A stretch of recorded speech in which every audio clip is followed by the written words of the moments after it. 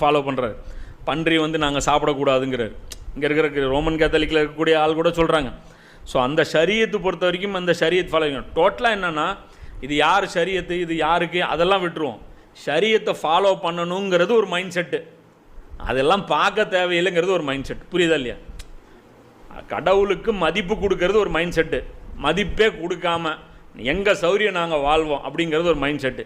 இந்த மைண்ட் செட்டுக்கு வந்து எல்லாம் என்ன பண்ணிட்டா, நீங்கள் குரங்கு மாதிரியே வாழ்ந்துட்டு போங்கடா, இப்படி தானே வாழணும்னு ஆயிடுச்சு, இப்படியே வாழ்ந்து சாவுங்க. உங்களுக்கு வந்து நான் இழுத்தெல்லாம் இனிமேல் வந்து பிடிச்சோ, உங்களில் ஒரு முஜத்திதை ஏற்படுத்தியோ, என்ன உங்களை வந்து ஒரு உங்கள் உள்ளத்தில் நான் ஸ்பார்க் ஏற்படுத்தியோ இப்படிலாம் விடமா. இவ்வளோ அறிவு வச்சுருக்கீங்களா, நீங்களே என்னை கண்டுபிடிச்சி சொர்க்கத்துக்கு உண்டான வழி என்னவோ அதை பார்த்துக்குங்க. குற்றம் பிடிக்கிறதுக்கு அது போதும் அல்லாவுக்கு. அந்த மாதிரி கணக்கு வச்சுட்டு அவங்க சொல்கிறாங்க. இதுதான் இவர் என்ன சொல்கிறாருன்னா, இந்த குரங்கு பாவத்தினால் சபிக்கப்பட்ட அந்த விளக்கமும் வந்து நான் வந்து